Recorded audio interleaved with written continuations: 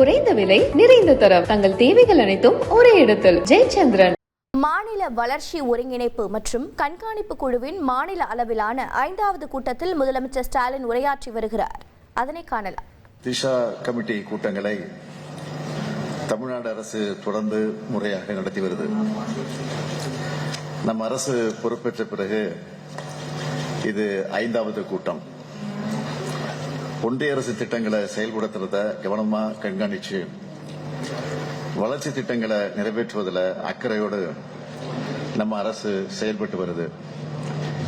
இந்த கூட்டத்தில் தீனதயாள் அந்தியோதயா யோஜனா, தேசிய ஊரக வாழ்வாதார இயக்கம், நாடாளுமன்ற உறுப்பினர் உள்ளூர் பகுதி மேம்பாட்டு திட்டம், பிரதமரின் கிருஷி சிஞ்சாயி திட்டம், ஒருங்கிணைந்த குழந்தைகள் வசதி திட்டம் போன்ற திட்டங்கள் செயல்பாடுகள் ஆய்வுக்கு எடுத்துக் கொள்ளப்பட்டிருக்கு. முத்தமிழறிஞர் கலைஞர் அவர்களால் 1989ஆம் ஆண்டு தருமபுரி மாவட்டத்தில் தொடங்கப்பட்ட சுய உதவி குழு ஒரு இயக்கமாகி இன்று இந்தியாவுக்கே முன்னுதாரணமாக திகழ்ந்து கொண்டிருக்கிறது. ஒன்றிய அரசின் தீனதயாள் அந்தியோதயா யோஜனா, தேசிய ஊரக வாழ்வாதார இயக்கம், ஒன்றிய மற்றும் மாநில அரசின் 60:40 என்ற நிதி பங்களிப்பின் அடிப்படையில் முதல் 37 ஊரக மாவட்டங்களில் செயல்படுத்தப்பட்டு வருது. கிராமப்புறங்களில் 3,38,000 சுய உதவி குழுக்களும், நகர்ப்புறங்களில் 1,41,000 சுய உதவி குழுக்களும் செயல்பட்டு வருது. இந்த குழுக்களில் 55,12,000 உறுப்பினர்கள் இருக்காங்க. இந்த திட்டத்தின் கீழ் 45,312 சுய உதவி குழுக்களுக்கு சுழல் நிதியோ 67,97,00,000 ரூபாயும், சுழல் நிதியா 67,97,00,000 ரூபாயும், சமுதாய முதலீட்டு நிதியா 75,127 சுய உதவி குழுக்களுக்கு 801,62,00,000 ரூபாயும், நலிவு நிலை குறைப்பு நிதியா 13,546 கிராம வறுமை ஒழிப்பு சங்கங்களுக்கு 75,73,00,000 ரூபாயும் வழங்கப்பட்டிருக்கு. முதியோர், மாற்றுத்திறனாளிகள், திருநங்கைகள் மற்றும் பழங்குடியினரை கொண்டு 25,000 சிறப்பு சுய உதவி குழுக்கள் அமைக்கப்பட்டிருக்கு. இதன் மூலமாக 1,57,316 நபர்கள் பயனடைஞ்சிருக்காங்க. இதில் 17,207 சிறப்பு சுய உதவி குழுக்களுக்கு 25,81,00,000 ரூபாய் சிறப்பு சுழல் நிதியாக வழங்கப்பட்டிருக்கு. சுய உதவி குழுக்களோட தடையற்ற செயல்பாடுகளுக்கு நம்ம அரசு பொறுப்பேற்ற பிறகு இன்று வரை மகளிர் சுய உதவி உறுப்பினர்களுக்கு 1,25,362 கோடி ரூபாய் வங்கிக் கடன் இணைப்பாக வழங்கப்பட்டிருக்கு என்பதை இங்கே மகிழ்ச்சியோடு நான் தெரிவிச்சுக்கிறேன். 2025-26ஆம் ஆண்டுக்கான நிதிநிலை அறிக்கையின்படி மகளிருக்கு 37,000 கோடி ரூபாய் வங்கிக் கடன் இணைப்பு வழங்க நடவடிக்கைகள் மேற்கொள்ளப்பட்டு 3/9/2025 வரை 1,46,100 சுய உதவி குழுக்களுக்கு 13,062 கோடி ரூபாய் வங்கிக் கடன் இணைப்பு வழங்கப்பட்டிருக்கு. உலக மகளிர் நாள் விழா 2025 நான் கலந்துக்கிட்டு சுய உதவிக்குழு மகளிருக்கு அடையாள அட்டைகளை வழங்கினேன். இந்த அடையாள அட்டைகள் விரைவில் அனைத்து சுய உதவி குழுக்களுக்கும் முழு வீச்சில் வழங்கப்படும்னு தெரிவிச்சுக்கிறேன். சுய உதவிக்குழு மகளிருக்கு வழங்கப்படும் அடையாள அட்டை மூலமாக சுய உதவி குழுக்கள் தயாரிக்கிற பொருட்களை 25 கிலோமீட்டர் 100 கிலோமீட்டர் தூரத்துக்கு கட்டணம் இல்லாமல் கிராம மற்றும் நகர்ப்புற பேருந்துகளை எடுத்துச் செல்வது உள்ளிட்ட எண்ணற்ற சலுகைகளை பெறலாம். நாடாளுமன்ற உறுப்பினர் உள்ளூர் பகுதி மேம்பாட்டு திட்டத்தின் கீழ் 2021-22ஆம் ஆண்டிலிருந்து 2025-26ஆம் ஆண்டு வரை 1,274 கோடி ரூபாய் நிதி ஒதுக்கீடு பெறப்பெற்று 12,045 பணிகள் நாடாளுமன்ற உறுப்பினர்களோட சிறப்பான ஒத்துழைப்புடன் எடுக்கப்பட்டு 9,755 பணிகள் முடிக்கப்பட்டிருக்கு. 2,290 பணிகள் முன்னேற்றத்தில் இருக்கு. தமிழ்நாட்டில் சட்டமன்ற உறுப்பினர் தொகுதி மேம்பாட்டு திட்டத்தின் கீழ் ஒரு சட்டமன்ற தொகுதி உறுப்பினருக்கு நிதி ஆண்டுக்கு 3 கோடி ரூபாய்ன்னு மொத்தமுள்ள 234 தொகுதிகளுக்கும் 702 கோடி ரூபாய் ஆண்டொன்றுக்கு நிதி ஒதுக்கீடு செய்யப்பட்டு மக்களுக்கு தேவையான அனைத்து அடிப்படை மற்றும் உட்கட்டமைப்பு வசதிகளும் ஏற்படுத்தி கொடுக்கப்பட்டிருக்கு. மாநில அரசு சட்டமன்ற உறுப்பினர்களுக்கு 3 கோடி ரூபாய் நிதி வழங்குறதுனால நாடாளுமன்ற உறுப்பினர் நிதியை 10 கோடி ரூபாயாக உயர்த்த வலியுறுத்தி வரோம்.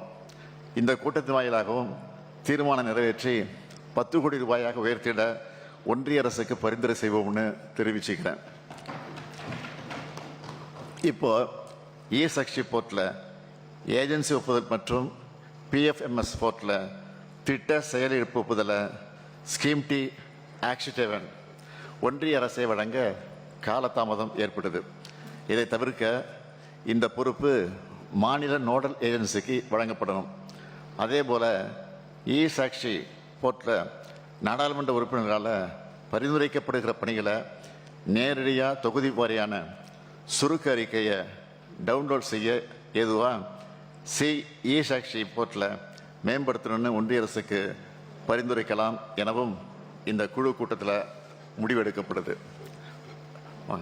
பிரதமர் வேளாண் நீர்ப்பாசன திட்டம் ஒரு துளி நீரில் அதிக பயிர் என்ற திட்டம் ஒன்றிய மற்றும் மாநில அரசுகளின் 60:40 என நிதி பங்களிப்புடன் செயல்படுத்தப்பட்டு வருது.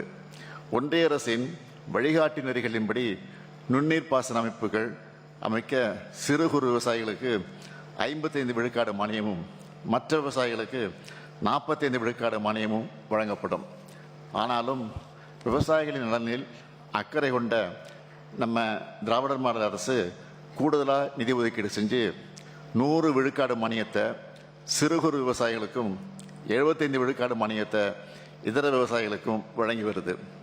12 விழுக்காடு ஜிஎஸ்டி வரியையும் தமிழ்நாடு அரசு ஏற்றுக்குன்னு மகிழ்ச்சியோடு தெரிவிச்சுக்கிறேன். இந்த ஊக்கத்தால் தோட்டக்கலை மற்றும் வேளாண் பயிர்கள் சாகுபடி பரப்பளவு அதிகப்படுத்தப்படுது. இந்த திட்டத்தின் வாயிலாக 2022-23 ஆண்டு 26 மாவட்டங்களில் நிலத்தடி நீர்மட்ட அளவை உயர்த்துகிற வகையில் 473 கிராமங்களில் 52,197 ஹெக்டேரில் நுண்ணீர் பாசன அமைப்புகள் அமைக்கப்பட்டு பயன்பாட்டில் இருக்குது. தானியங்கி நுண்ணீர் பாசன அமைப்புகள் அமைக்க ஒரு ஹெக்டருக்கு 40,000 ரூபாய் வீதம், சிறு குறு விவசாயிகளுக்கு 55 விழுக்காடு மானியமாக, ஹெக்டேருக்கு 22,000 வீதம், அதிகபட்சமாக 2 ஹெக்டேருக்கும் மற்ற விவசாயிகளுக்கு 45 விழுக்காடு மானியமாக, ஹெக்டேருக்கு 18,000 ரூபாய் வீதம், அதிகபட்சமாக 5 ஹெக்டேருக்கு வழங்கப்படுது. கடந்த 2 ஆண்டுகளில் 1,50,560 ஹெக்டேர் நிலப்பரப்பில் 1,57,279 விவசாயிகள் 1,312 கோடி ரூபாய்க்கும் அதிகமாக நிதி பயன்களை பெற்றிருக்காங்க என்பது குறிப்பிடத்தக்கது. இந்த திட்ட பயன்களை விவசாயிகளுக்கு கொண்டு சேர்க்கிறதுல இந்தியாவிலே தமிழ்நாடு தான் முதல் மாநிலமாக திகழ்வது. ஊட்டச்சத்து குறைபாடு இல்லாத குழந்தைகள் நிறைந்த மாநிலமாக தமிழ்நாட்டை மாற்றுறது நம்ம முக்கிய நோக்கம். குழந்தைகளோட ஊட்டச்சத்தை மேம்படுத்த தமிழ்நாட்டில் செயல்படுகிற 54,449 குழந்தைகள் மையங்களில் பயன்பெற்று வரும். 6 மாதம் முதல் 6 வயது வரையிலான சுமார் 22 லட்சம் குழந்தைகளுக்கு சத்து மாவு வழங்கப்படுது. மேலும் சுமார் 5,50,000 கர்ப்பிணி பெண்கள் மற்றும் பாலூட்டும் தாய்மார்களுக்கும் சத்து மாவு வழங்கப்பட்டு தாய் சேய் ஊட்டச்சத்து நிலை கண்காணிக்கப்படுது. இந்தியாவிலே தமிழ்நாட்டில் தான் இந்த திட்டம் முதல் முறையாக அறிமுகப்படுத்தப்பட்டு சிறப்பாக நடைமுறைப்படுத்தப்பட்டு வருது. குழந்தைகள் மையங்களில் 2 முதல் 6 வயதுக்குட்பட்ட சுமார் 10,86,000 குழந்தைகளுக்கு மதிய உணவுடன் வாரம் 3 தினங்களுக்கு முட்டைகளும், 1 முதல் 2 வயது வரையிலான 6,75,000 குழந்தைகளுக்கு வாரம் 3 முட்டை வீதம் தாய்மார்கள் மூலம் வீட்டிலேயே வழங்கப்படுகிறது. அனைத்து குழந்தைகளுக்கும் 2 செட் வண்ண சீருடைகளும் நம்ம அரசு சார்பில் வழங்குகிறோம். அனைத்து மையங்கள்லையும் குடிநீர், கழிவறைகள், மின்வசதி ஏற்படுத்தப்பட்டிருக்கு. இதுவரை 3,397 குழந்தைகள் நேய மையங்கள் கட்டி முடிக்கப்பட்டு பயன்பாட்டில் இருக்குது. 6,390 குழந்தைகள் மையங்களை திறன்மிகு குழந்தைகள் மையமாக தரம் உயர்த்தி வசதிகள் ஏற்படுத்தப்பட்டிருக்கு. மேலும் 5552 மையங்களை தரம் உயர்த்த ஆணை வெளியிடப்பட்டு பணிகள் நடைபெற்று வருது. நம்ம அரசோட முனைப்பான செயல்பாடுகளின் விளைவாக தமிழ்நாடு தேசிய குடும்ப சுகாதார கணக்கெடுப்பு 5 25 விழுக்காடாக இருந்த குழந்தைகளின் உயர குறைபாடு 11.8 விழுக்காடாக குறைஞ்சிருக்கு. 14.6 விழுக்காடாக இருந்த குழந்தைகளோட மெலிவுத்தன்மை 3.6 விழுக்காடாக குறைஞ்சிருக்கு. 22 விழுக்காடாக இருந்த குழந்தைகளோட எடை குறைபாடு 5.7 விழுக்காடாக குறைஞ்சிருக்கு.